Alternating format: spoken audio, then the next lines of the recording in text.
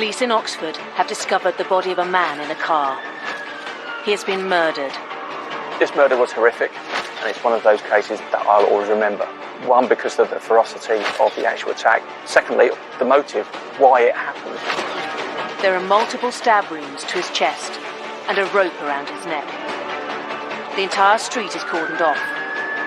However careful a killer is, there's always the forensic potential to be able to catch them. The forensic team must act fast, as the clues to catching the killer lie in the crime scene.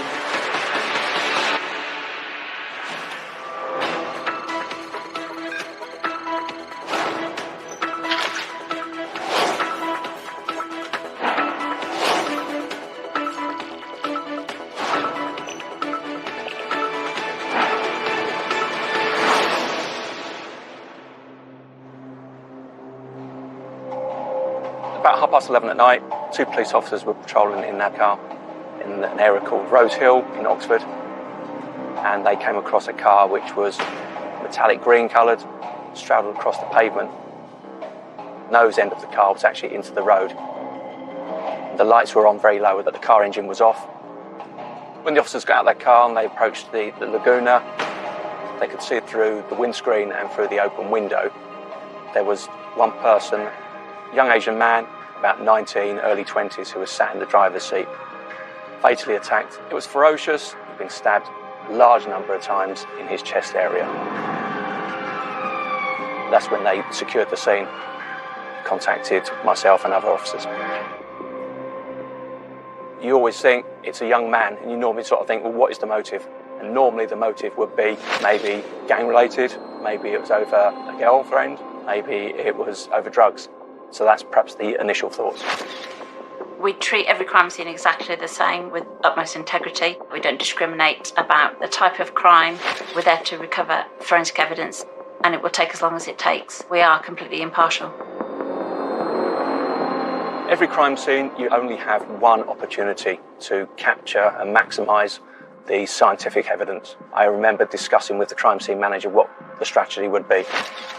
The golden hour is where we really do assess what evidence we've got and where we're going to take our forensic investigation. A scene like this would have to be processed quickly but efficiently, because you're in the public view. They would have got screening up as far as possible to be able to screen the car off from the neighbouring houses. A pathologist would have been called to the scene, so the examination could be conducted to see the position of the body, any blood distribution, because as soon as a body like that is moved, any blood distribution on his clothing might be lost. Around his neck there was a piece of blue-coloured nylon rope, and it's like it was keeping him in place against the back of the seat. One other key line of inquiry was actually to identify who our victim was. Other police officers were doing some inquiries with the registered owner of the car. The registered owner of the car was visited. They made contact with Mum, Dad and the family. I opened the door and there was this policeman said that this car belong to you? I said yes, but my boy is using it. And he said, I've got bad news for you. They told me this story, but before the sentence finished, I just collapsed. I shouted and my wife came down and I just collapsed.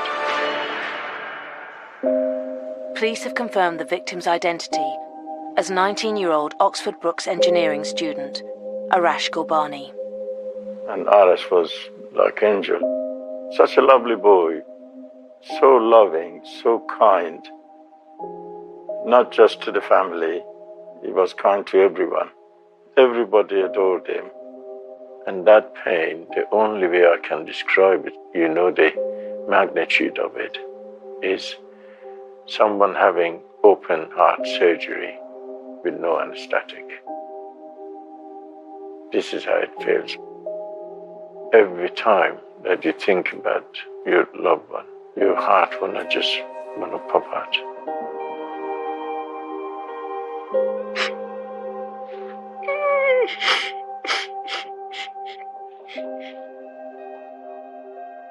Arash was only 19 years old when he was killed. He'd never been in trouble before. He was still studying. He was an engineering student, hoping to follow his father into the world of engineering. He had lots and lots to look forward to. The CSIs must prioritise what evidence to harvest before they move the victim's body and relocate the vehicle to the forensic garage. Every crime scene, we're looking for forensic and a bit detailed examination. In a car, yes, you'd hope that the evidence would be contained there. You'd hope there'd be some form of cross-transference of evidence. There's a law called Locard's Law about the cross-contamination of evidence. Every contact leaves a trace. The police are hopeful that the killer has left a trace at the crime scene. Looking for their fingerprints and DNA, their blood, any weapons. Finding the murder weapon within the initial crime scene is a great plus for us, because then we can potentially find offenders' fingerprints and DNA on the handle, and then obviously the victim's DNA on the blade of the knife. It's very unusual for an offender to leave a murder weapon at a crime scene. Normally, if it's a knife, they'll take it away and discard it somewhere else. All the drains would have been searched, people's gardens, bushes. In this instance, we weren't able to find any weapon within the vicinity of the vehicle. Before the car is relocated to the garage, the police turn to a new technique called fibre taping. They have to cover the whole of the inside of the car and also Arash's body with bits of tape, sticky tape, which would then capture any alien fibres that might be there. The deceased had been sat in the driver's seat, but the offenders must have got into the car, so you were looking for any fibres from our suspects. We would always do fibre taping speculatively because we don't know, firstly, what offenders we have, what clothing they were wearing. Fibres do take a lot longer than any other trace evidence because it's done by a scientist looking down a microscope. Fantastic evidence, but it is very time consuming and costly to do. It could take several months before you get a result. When we've exhausted all of the forensic techniques, fibres can become really important. But we also need to ensure that we've recovered them from the start.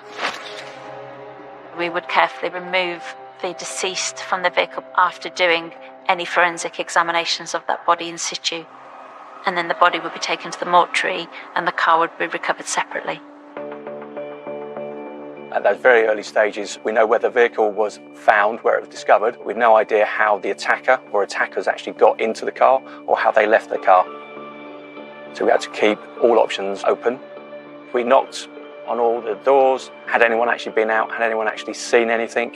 Had anyone actually heard anything? But we had nothing at all from the door to door. So you would have thought that time at night, people might have been coming back from the pub. People might be going out for a walk or exercising their dog. But no one was there. It was a quiet night. It's a quiet estate. The detectives need to speak to the family of Arash to see if there is anyone who they suspect could have been responsible. But first, they must do the formal identification of his body. The first time I saw him in the mortuary,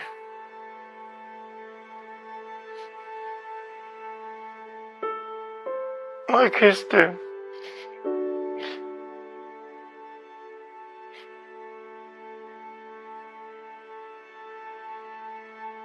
I kissed him so many times.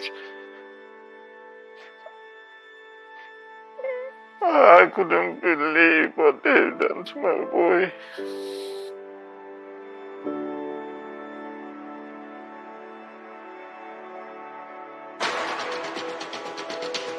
Whilst the forensics continue to trawl for any clues, Arash's father Rahim believes he knows who murdered his son. I knew straight away, and I was begging the police to go and arrest him.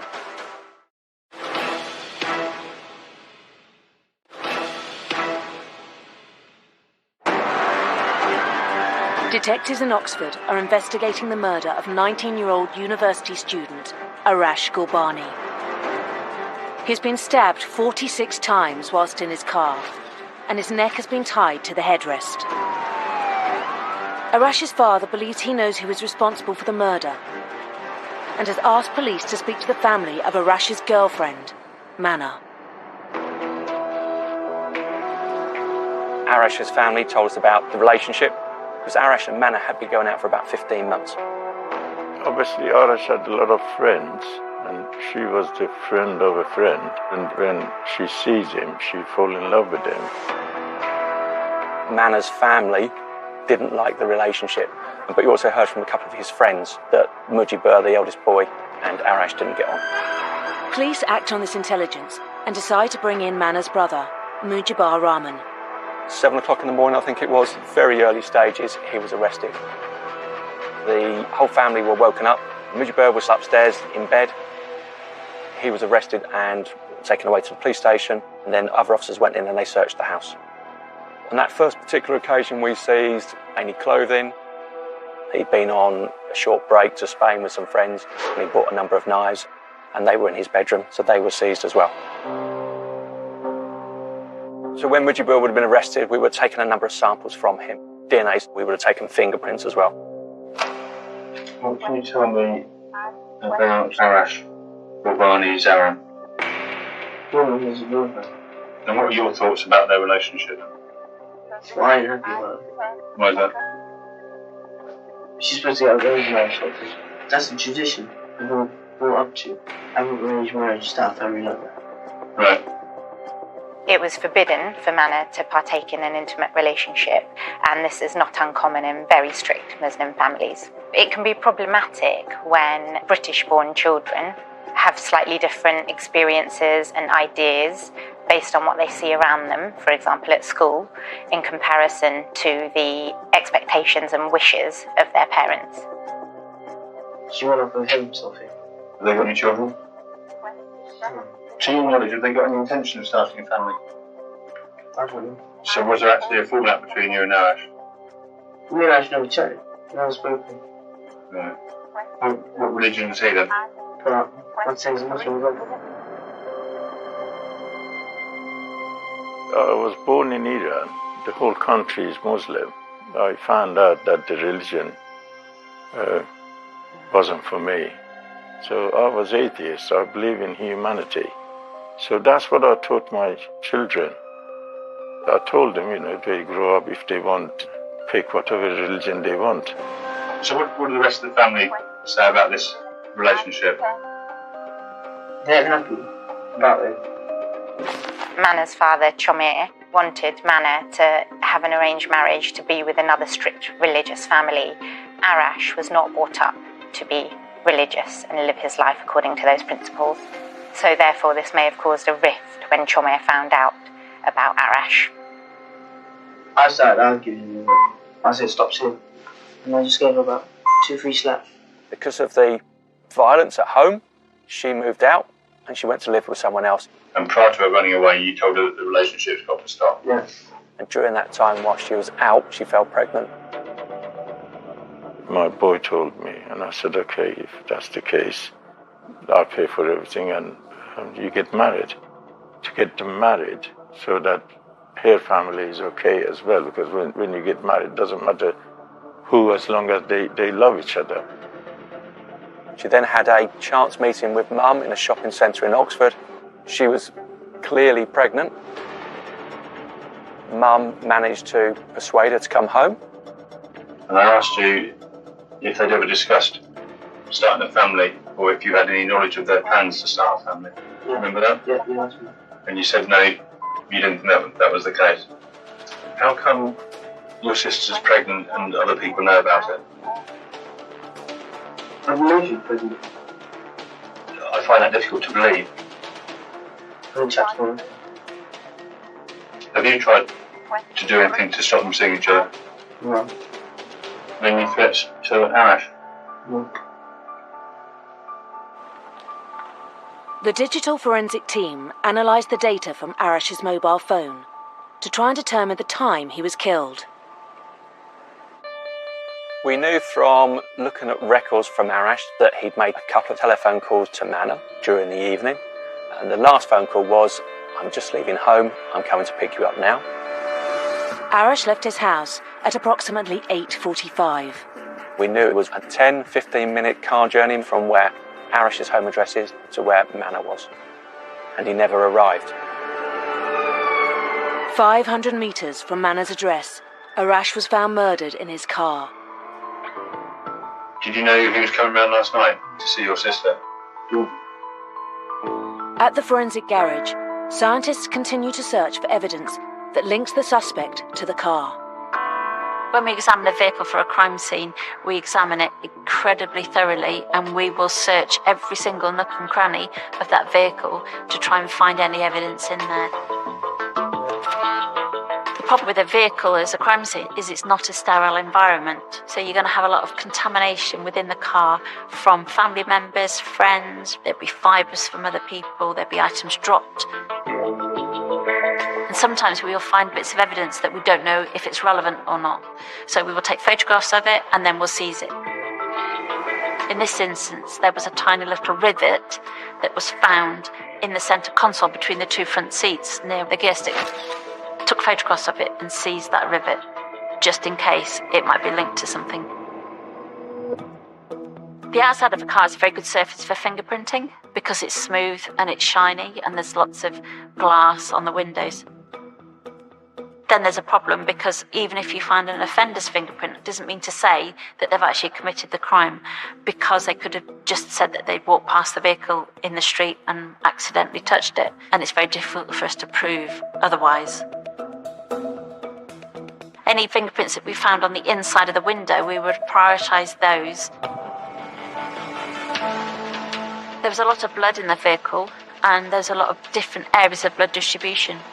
Because of the confined space of the car and the number of stab wounds that Arash had received, you would have been confident that the offender's clothing would be covered in blood. We would sample lots of different areas to try and ascertain who the blood belongs to, because in a frenzied attack where someone's been stabbed 40 plus times, it's quite likely that they may well have cut themselves in the process. So we're looking for that one bit of blood that might be from one of the offenders. The forensic team extracts several fingerprints and swabs, which are sent away for comparison against the national databases. The rope from Arash's neck is also analysed for any trace evidence. If someone sat in the back of the vehicle and is restraining the victim, you'd get a lot of pressure trying to hold the person in place. Probably get really good DNA on the sections of the rope he or she was holding, from the skin cells from somebody's hand and from the sweat as well. The scientists failed to raise a DNA profile, and the pathologist's report clarifies the rope's involvement in the murder. Pathologists say it was put on properly post-death, certainly wasn't used to restrain him, and it didn't cause his death. There was no ligature marks there as well. The custody clock is ticking, and the time they can keep Mujibar is running out. The murder took place last night. I'm now going to ask you to give me an account of your movements last night. I fell asleep about 8 o'clock, so I was really knackered. Then 9 o'clock, got up, getting ready to go out. I left my house about 10 o'clock, caught the bus just after 5:30 into town. He was wearing a nice white coloured shirt, black coloured trousers. He was very relaxed, clearly not emotional. He hadn't shown that he'd been involved in the murder on that particular evening. From there, the bus, he went into the town centre. We then saw what stop he got off at. Drawn some money out, cash point.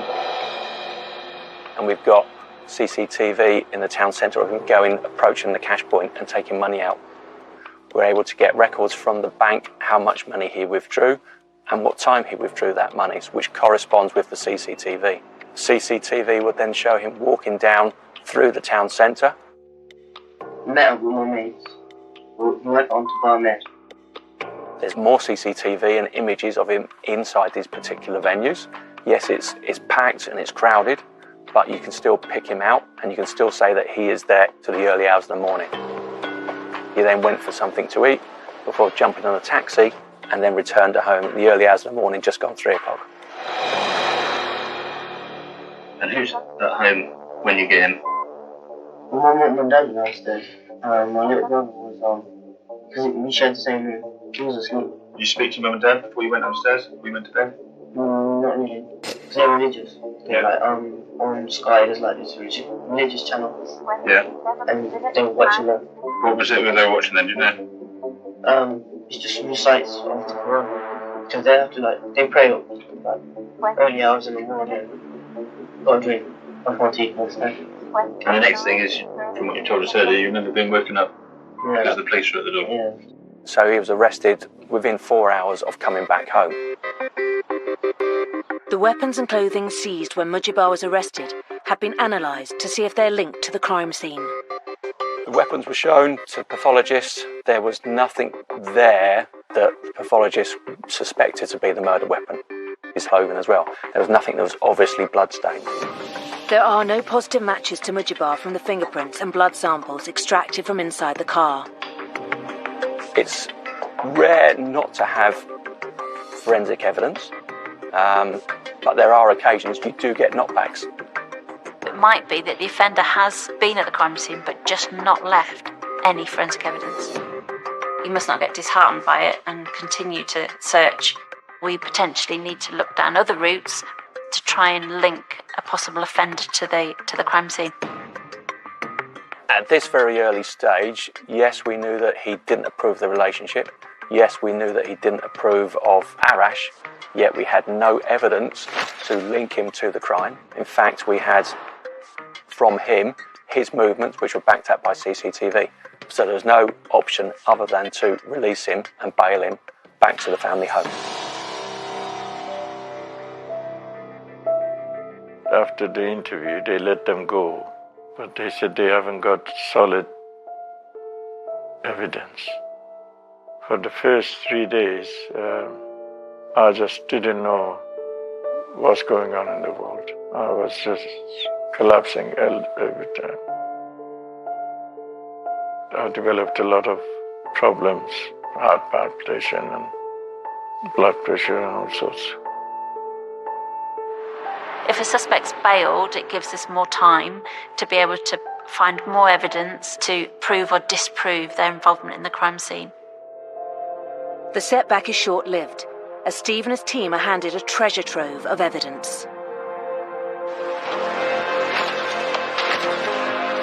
The carrier bag was clearly the breakthrough that we needed. That bag was the goodie bag which contained the majority of the evidence.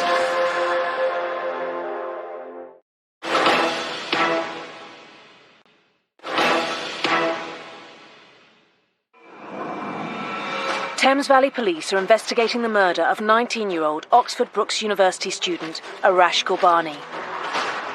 Their prime suspect, Mujibur Rahman, is the brother of Arash's pregnant girlfriend, Mana. When in custody, he gave the police a detailed account of his movements the night Arash was killed, which were corroborated by digital forensics. He was released on bail. The police need to find more evidence.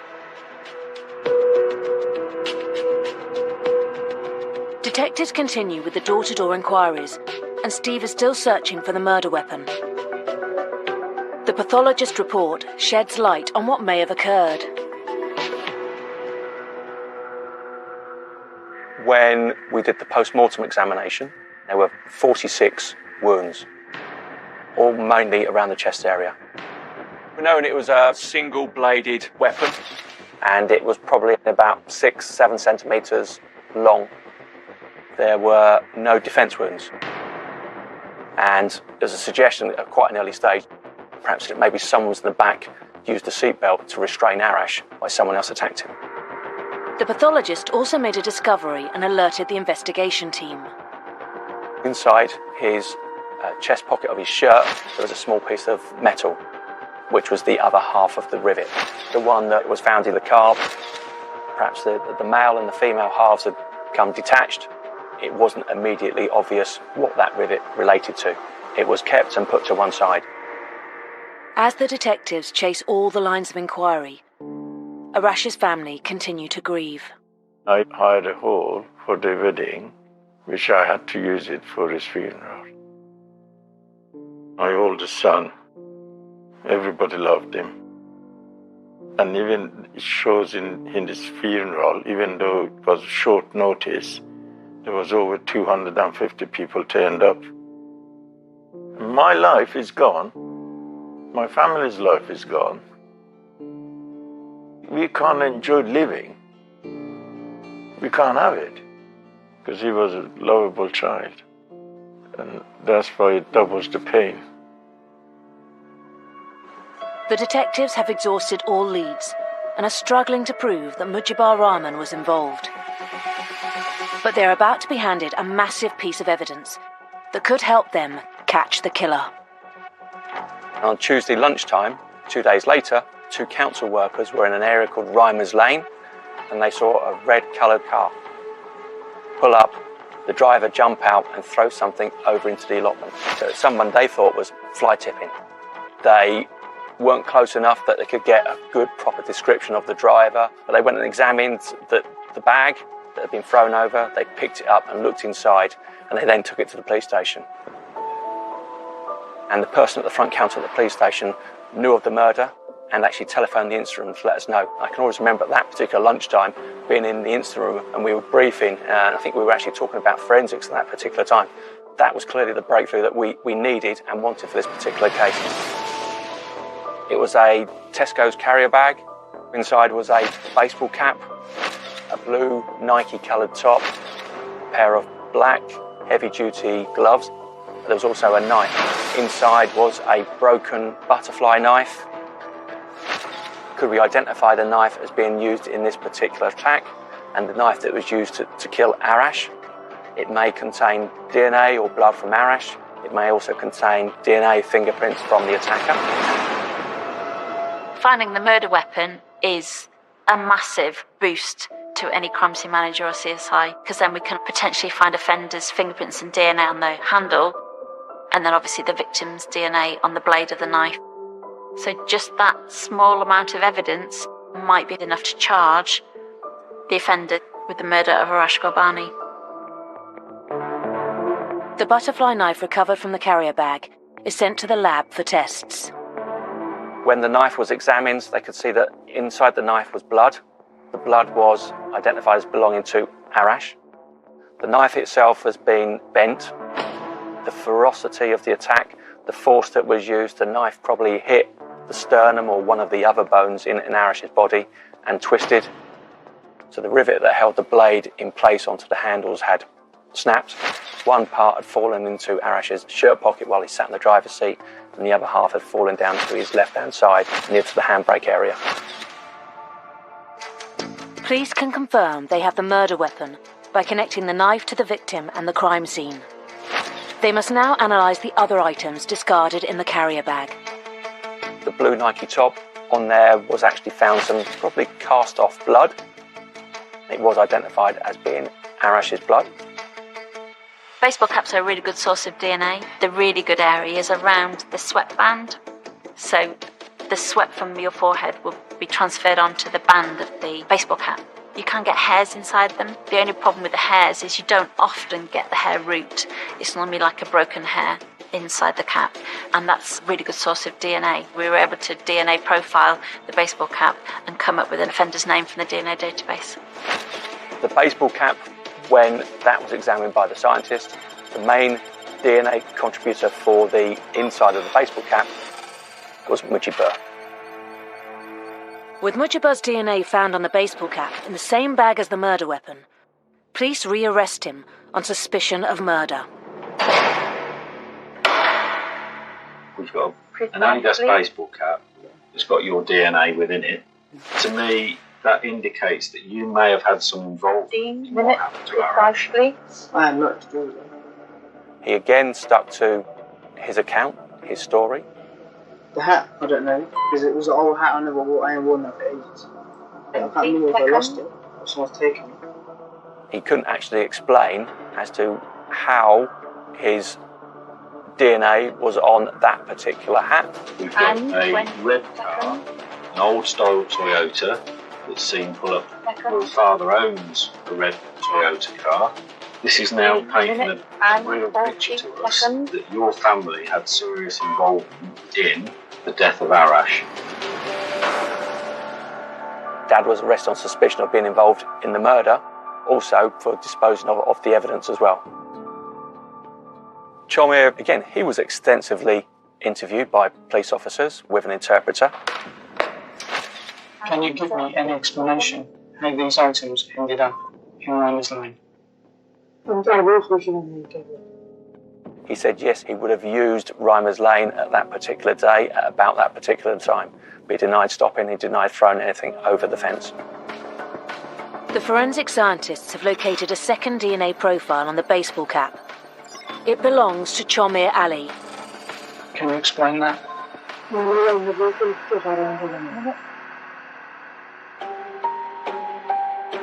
Back at the lab, the tests continue. Externally, on the gloves, there would have been blood. That blood was Arash's blood. So again, it links the gloves to our crime scene and to the murder of Arash. When the scientists looked at the gloves in detail, they did find a very small cut on one of the fingers.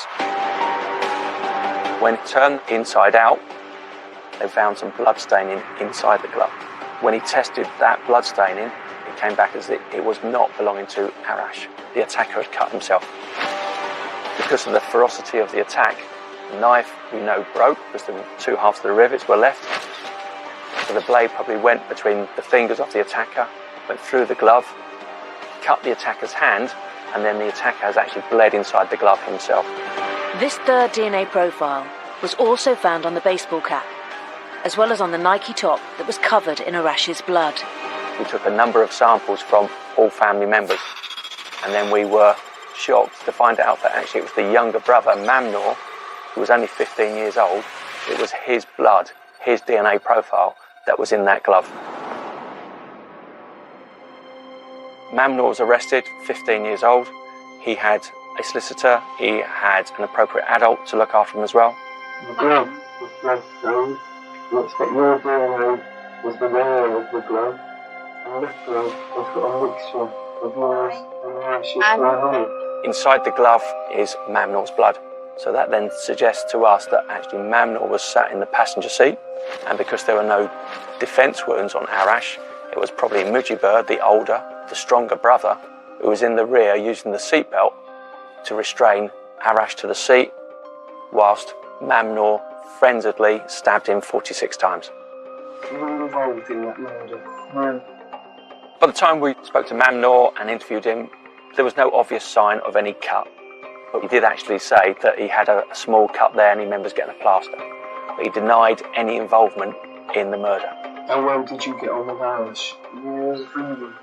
He used to go to my school. But he's quite a bit older than you, isn't he? Yeah. When I was in sixth form, we just used to chat to each other every day. What about Randall, his sister? How did you get on with her? We were quite close with her. Did she share her feelings for Arash with you? Yeah, she just loved him. He was the one that actually appeared to approve of the relationship and be supportive of Mana and actually talk to Arash. I would say that Mana moved out because of her relationship with Arash. 3 and your parents minutes didn't and approve. 50 seconds. Why didn't they approve of that? So they went 4 to get minutes married. and And that's 40 part of the seconds. Muslim faith, isn't it? When she came back, what did she tell the 13 family about minutes her and relationship with 40 Arash? seconds. Well, she said she's pregnant a few months earlier, we knew that. 13 minutes My and mum just took 50 it. seconds. And what about you? Yeah, I took it because 14 Oh, minutes alright. precisely. she basically just gonna marry him. So I don't have a problem. Manmore cannot account for why his DNA was found in the glove and the baseball cap. Police now confront him about the blood-covered Nike top, which also has his DNA on it. And that top has got your DNA on the arms and around the collar. And the carrier bag, with all of the items that we've discussed here, has got your fingerprints on the outside of the bag. Can you give me an explanation for that? And 50 seconds. There's all the evidence here that suggests really that I believe that they killed Arash. But you and Reggie have killed them together. Neither person was in truth. The forensic evidence against Mujibur and Manmore is overwhelming, and police believe their father, Chomir Ali, was more involved than just disposing of the evidence. We spoke quite extensively about the case with the Crown Prosecution Service, and together we thought we had a strong case against Dad for coercing and ordering his two boys to actually go out and to kill Arash because he didn't approve of the relationship. But I believe that you've arranged with your boys for that murder to take place. And And I believe that the murder of Arash was arranged as a run of killing.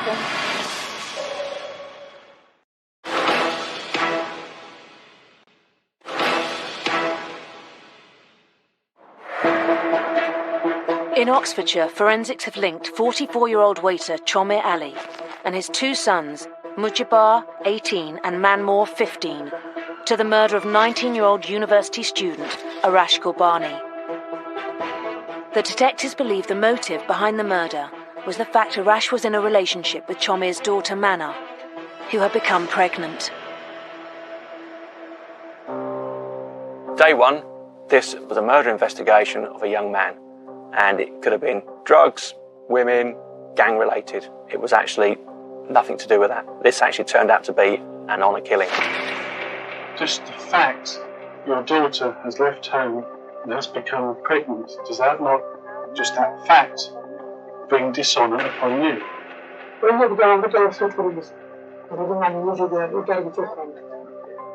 When a family member carries out an action that is forbidden or frowned upon, this can tarnish the family reputation, and it follows that family members may seek revenge by killing another person. Is the idea that death can expunge a stain.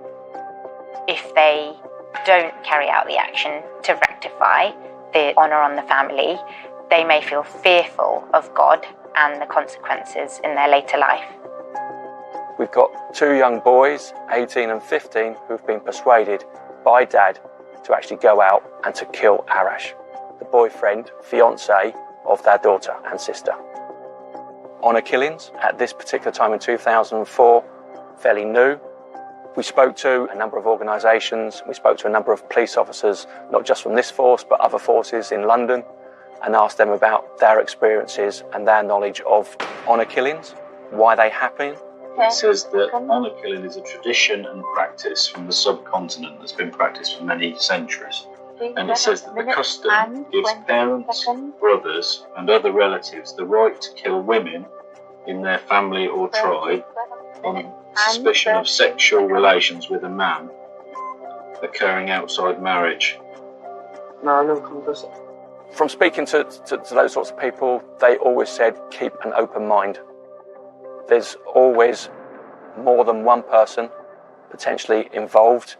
Part of the research that's been done on it is that quite often the youngest member of the family is the one selected by the father or the older brother, whoever, to do the killing.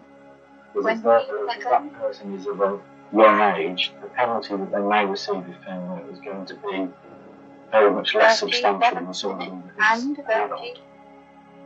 Often, in very strict Muslim families, children or anybody that's younger than the patriarch is expected to obey instructions and to follow behaviours in accordance with their wishes.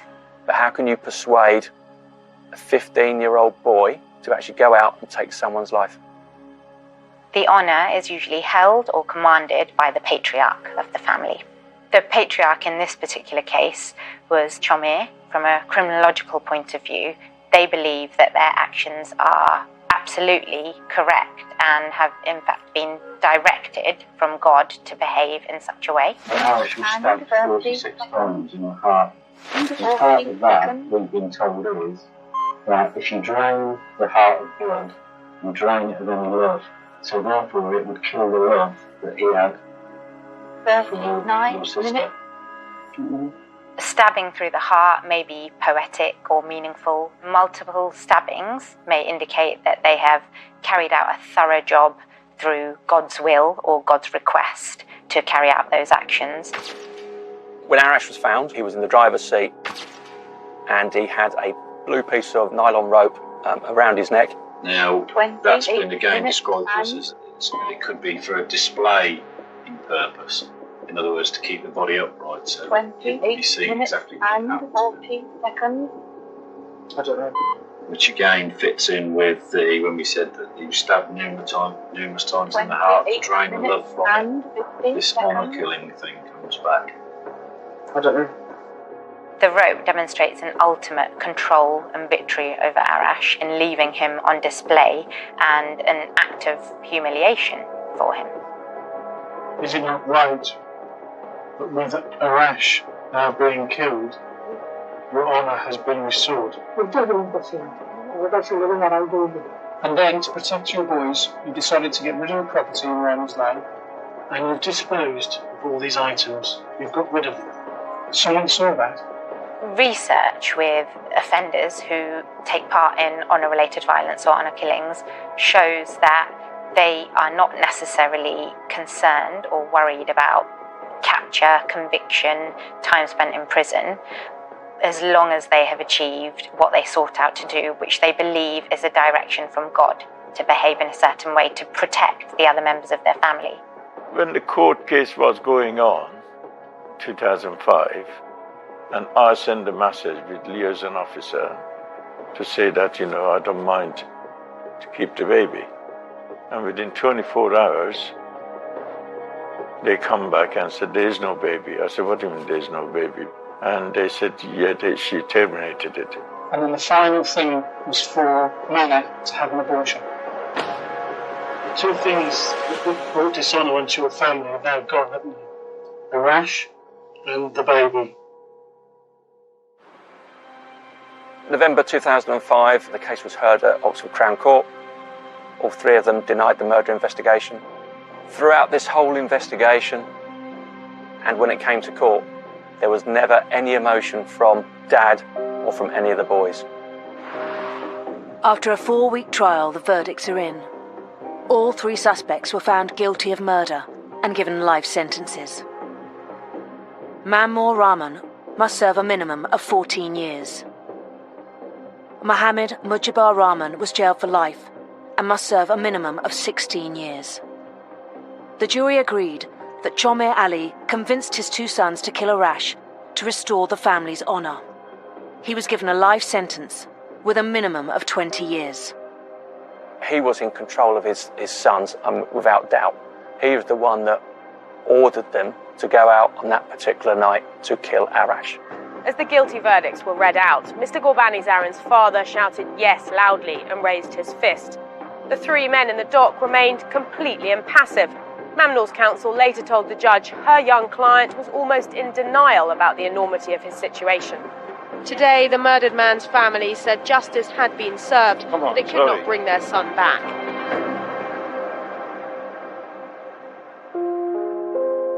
It's always important to get justice for Arash, for his mum, dad, brothers, sisters. They're constantly missing their son or their brother. He had a baby on the way. He had everything to look forward to.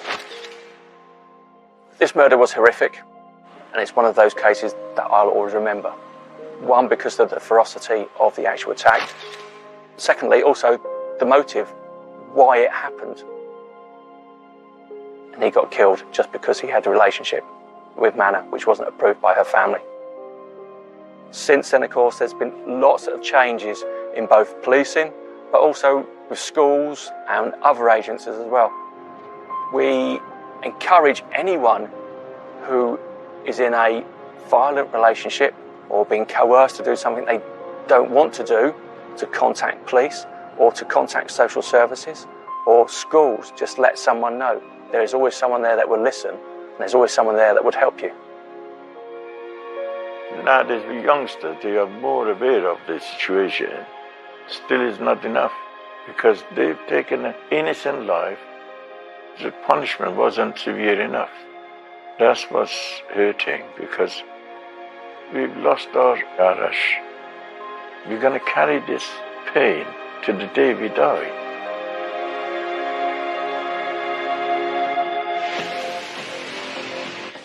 And if you or someone you know has been affected by any of the issues raised in tonight's programme, please go to channel5.com/helplines for information and support. COVID-19 adds to the complications for a heart attack patient. Next in 999 ambulance code red.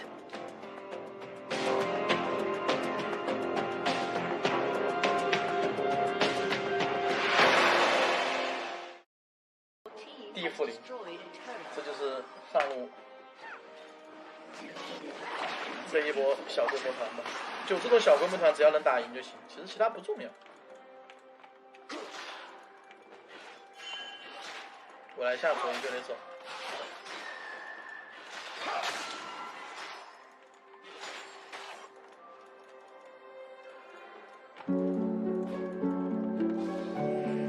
那左一没有办法一个人单独的下太久，他很怕死，下路有这优势。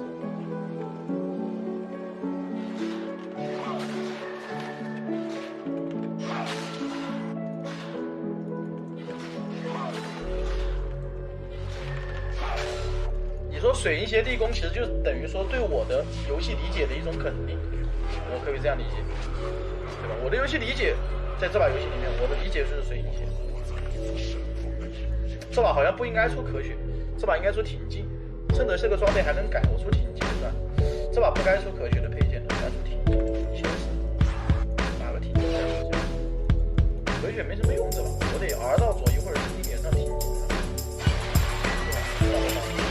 打过了，塞纳这个大算了。好吧。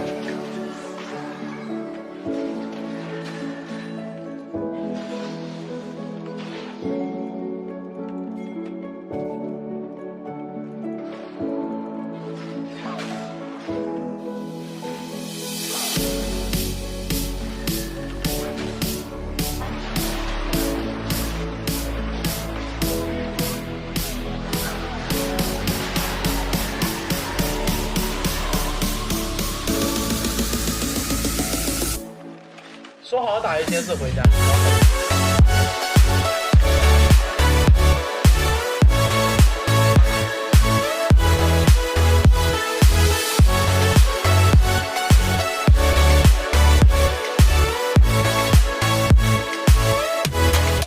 说了一千次回家，我就一千次回家。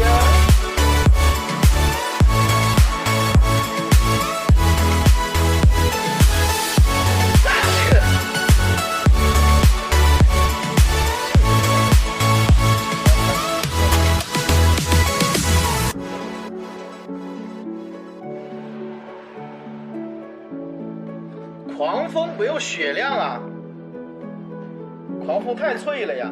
挺进有攻击力，有血量，有技能级数，比狂风好用啊。潘森有 W， 不需要狂风。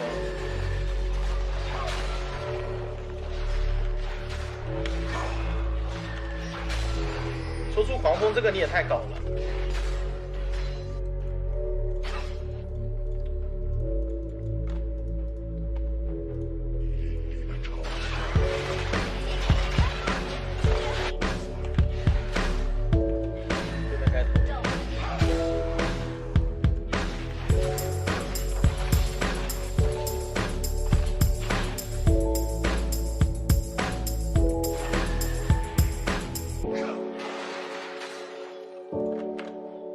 这个打野玩的可以，加个好友双排吧。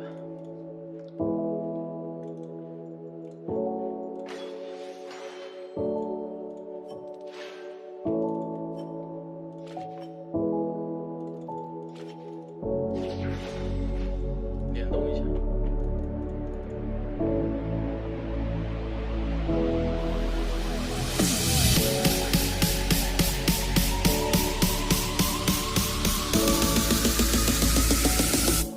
不加我吧。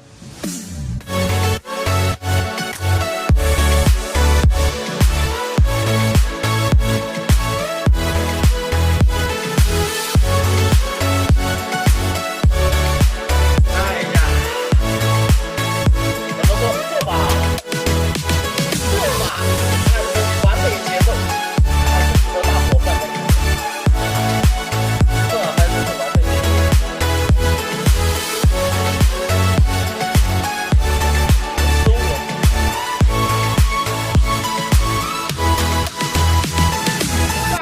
可以的，为什么上不去分？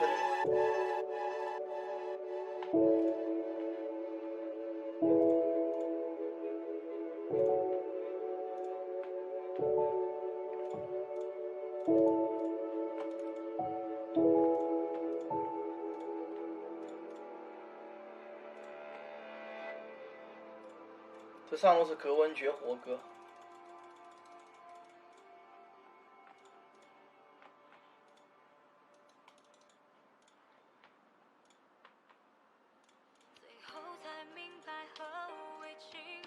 我这把玩的也不差呀，兄弟们讲道理。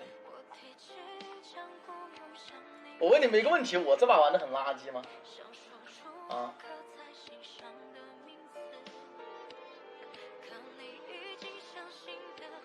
算了，不来算了。